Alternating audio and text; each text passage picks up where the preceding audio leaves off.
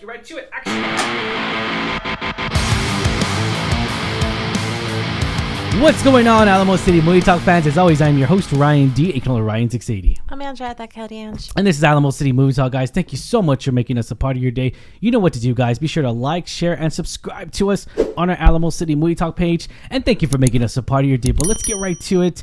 We just got done watching the Grammys, literally late review. We saw this movie last week, but we got a little busy. Life happens and everything. We got regular jobs, so that kind of happened a little bit. But let's get right to it. What are we talking about today, Angela?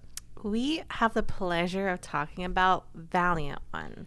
So with tensions between North and South Korea, a U.S. helicopter crashes on the North Korean side. Now the survivors must work together to protect a civilian tech specialist and find their way out without the help of U.S. military support. So going into this one, I hadn't heard anything about this. Yeah. Totally surprised. But you know what? I'm here for military movies. I know we just saw not too long ago, I think Land of the Bad. Yeah. Great movie. Which is a very different studio. So good thing you mentioned that. So it's like that's like a high budget studio versus this low budget independent studio. But and going on, nothing to do with budget, because we've seen countless times where there's a big blockbuster budget, hundreds of millions, and the movie wasn't that great. Whereas a lot of these smaller independent indie films do exceptionally well, great story. And I would say this was one of them. It had a really good, compelling story that just solely relied on, or heavily relied on, a lot of the acting of the cast. And I would say they did such a phenomenal job. I cannot say enough good things about the cast and their performance. They were just so great. The story was really good, really well thought of, very simple, kind of like you say, very thrilling in the sense of you're rooting for them to get to the South Korean side to get back to their home base. And I really gotta say, you don't need a big budget. This is a perfect example of you don't need the biggest budget to create a good film. This is just a solid film that's focused on story. And you know what, I will say it was pleasantly surprising. I do like a lot of like military movies. May not be my cup of tea, but in the past I have liked a lot of them, and this is going to be the next one that I like. I really, really enjoyed it. I go back to where this really brings me back to the roots of why I wanted to start a YouTube channel, was because of movies like this. Movies make you feel the emotional grasp of things, put you at the edge of your seat, rooting for that person, rooting for the team, and in this case, rooting for your fellow Americans to come back from North Korea and everything. In this case, hopefully they survive. Movies like Lone Survivor, movies like Deepwater Horizon, movies like that are just 13 Hours. Even movies like that are just such an influential of like Americans just trying to survive, stuck in certain circumstances, being the army or being or just natural circumstances, whether it's tensions between USA and other countries or tensions between just nature and everything. We saw that with Deepwater Horizon. But going back to this movie and everything, this movie's directed by Steve Barnett, and I gotta admit, this movie is so well directed. It really is. It's a very directed movie, simple story. You get when the scene first opens up, you get sucked into like, okay, this is our military film. You got to see what the ranking officers are, the ranking sergeant, captain, so and so, etc. Right? And so you get to see that who follows orders, who doesn't, and even more grasp of that is that the direction it takes certain circumstances. And I feel like that Steve Barnett really knows someone who's in the military, because certain situations happen that don't really happen in high budget Hollywood movies in that case. And we'll talk about that more so, like, about people calling in the military and stuff like that. So it really touches up a little bit on that, and I really did like that because of the fact that they have less manpower. It's just like any other company or anything. We don't have enough people. We don't have enough employees. We talk about that a lot in business and everything. So going to this movie, I really appreciate that, how we really showed us that aspect of the military side of it. And also the tensions between, North and South Korea as well, because of the fact that they have to survive. They have to go through certain circumstances undetected. That's crazy. And being hunted by, and that's the thing too, is that they, it's definitely a tension that could happen. It's very real. It really is. It's very real that could happen. Hopefully, God, it never does, but it is real to a sense to where like, oh man, this can happen and the circumstances can be real. Yeah, and I love that. I mean, it makes sense. Like, it's like seems like a big like, oh my god, why wouldn't they come to get our own people? Well, no, because there's a lot more that goes behind it. So there's a very, like you say, real scenario that could happen. Yeah, tension war, World War III sense. Yeah. Has happened. Yeah. So I really appreciate the story. It was a very well flow. Like I really liked it. Again, it relied a lot on the performance of the cast, it did. and they just knocked it out of the park. And I do want to talk about budget because we talk about it all the time when it comes down to the money. You know, this is how much investment the studios do into the movies and everything, and we talk about this nonstop. You know, crazy numbers, which is the biggest number I think this year, and I'm going to mention it because it's insane to me. Over $300 million is being spent in Snow White in the Disney film. I just can't believe that's stupid, insane. Anyways, that's $300 million.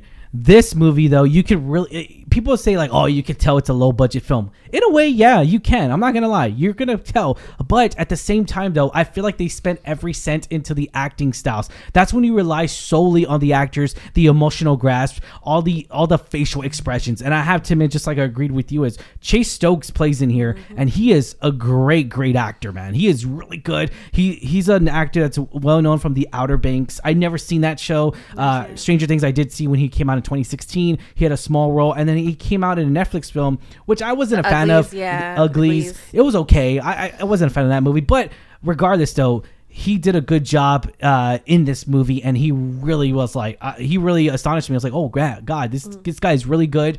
With a low budget film and everything, you really get a sense to where how good can these actors really be, and you really get a sense of that. And this movie does phenomenal job on all of them, every single one of them, especially Lana Condor. She did a great job. She plays a certain character in here. She's actually she made her X-Men debut. She was an X-Men Apocalypse as well. She's knowing where she started from, Fox and everything, and from other studios. I really appreciate her emotional grasp in here. She really captivates you in a certain way to where like you're following the struggles of these soldiers, you're following the struggles of these characters and everything, and you really get a sense to it because she puts that emotional grasp that I feel like that really, really gets you into. Tied it all together. It was very nice. Like I loved her performance, and not just her specifically, but like all the cast. They all brought their A game. There was never a dull moment for them. No, I really, really enjoyed this story a lot more than I thought it would, because I had gone into this not knowing what else was going to be about. So pleasant surprise. Like you say, it's just a testament that you don't need the biggest budget film to put out a good movie. It's a solid movie. Exactly. And I really hope people do give it a chance, because for me, I hadn't seen any marketing around this at all, even after we watched it. And that's a really shame, because it is a pretty good story that I think people are going to want to hear and to watch. And, I know it's fiction, or is it based on a true story? No, it's fiction. Yeah, I think it's fiction. And I just think that even though it does have that smaller budget, it should get recognition, because, again, I think it's going to be a great film, solid film that competes, especially one that's coming out in some of the earlier months. I know typically not a lot of good films, solid films come out at the beginning of the year. So this is a great way to start out the year. Yes. And considering January took so long. Feels like forever. But again, I really hope people do give it a chance. It's actually inspired by a true incident involving U.S. military helicopter crash in the DMZ zone near the North Korea. I thought I saw at the beginning that it said inspired by true story. Yeah, inspired by true story. Okay, there you go. Inspired by true story. So I love movies like that. Really good story, solid foundation, told very well. Actors were phenomenal. So please, if you do have a chance to see this, definitely give it a chance. Something else I did not know, and I'm going to brought it up right here on Google, guys, is the film's inspiration stems from a real-life experience of a Navy SEAL, a high school friend of the film's director, which is Steve, who was involved in that crash. So that's probably why he wanted to make, and probably now I see more of like that military side of it now, understanding. Like you say, he probably knew a lot of, like you say, it was kind of almost like done, like you say, from the military side. There was some input, and knowing that makes me appreciate this more. Of course. And again, great story. I really hope to see more work from this guy, more work from the actors. I really hope people do give this a chance. So if you do have the opportunity to see this, definitely give it a watch. I think you guys will really like it. As of right now, I can't believe this crap. I'm sorry, guys. I'm sorry for Right now on Rotten Tomatoes, it's 27%. I don't fucking agree with that. I'll say that right now. But critics score 11 reviews, 27%. Once I am officially help me get officially wrong, guys. I need 30,000 subscribers. I will give this a fucking positive review. I guarantee you, I will. If you help me get to 30,000 subscribers, Rotten Tomatoes is just astonishing to me. But the users, the people who see it, regular people, it's 87%. And again, I hope people don't get dismayed or just, swayed by the critic score. Yeah. We, of course, respectfully disagree with that. We think this deserves a lot more praise than what's going on right now. But give it, a watch yourself. Let us know what you think and what you thought of, the critic score. I'm going to be honest. I don't respect that score. It's 11 fucking reviews, whatever. I don't respect it. And I'm going to say it. I'm going to say this movie deserves way more praise than 27%. I mean, 50%. Okay. All right. That's understandable. But 27%, I don't know. Call me crazy, but I'm going to praise this movie. I'm going to say this movie is a simple film. It's an hour and 27 minutes. It's really quick. It's fast paced. It's a good runtime. Doesn't go overboard. And if people aren't complaining, and that's the thing too, if people are complaining about the budget, because it does, there's a lot of few scenes in here where like it's very, you could tell it's like minimum CGI, minimum small moments that are just not as good. I could see why, but other than that, I mean, I can't really see that. Yeah, like it's. But that doesn't distract or take away from the story at the end of the day. Like sometimes the CGI, and we've seen in certain films, it's just so terrible. It's distracting. But that wasn't the case for this. And I think the story carries it past that. Like, yeah, sure, it's a lower budget film than a lot of blockbusters. But you know what? At the end of the day, it holds its own. I hope people give it a chance. Look past the low budget. But just really focus on story and the actors. And I think you guys will really like it. Like this guy critic. Again, I'm sorry, I go going on this. Not great, not awful, just there. What the hell does that even mean? Whatever. I'll leave it at that. I'm not going to say who it was, but I'm just like, wow, okay. Anyways. To each his own. But it says a tedious, poorly shot, and dull war film. Wow. Okay, appreciate that. Yeah. NYC movie. That's the beauty of reviewing movies. You can have your own opinion, and we respect people's opinions. We respectfully disagree. I have to no. I'm gonna totally disagree. Poorly shot, I don't think so. There's way more worse movies I've seen poorly shot, and way more movies that are just made by other major studios. We respectfully disagree with that. Sorry.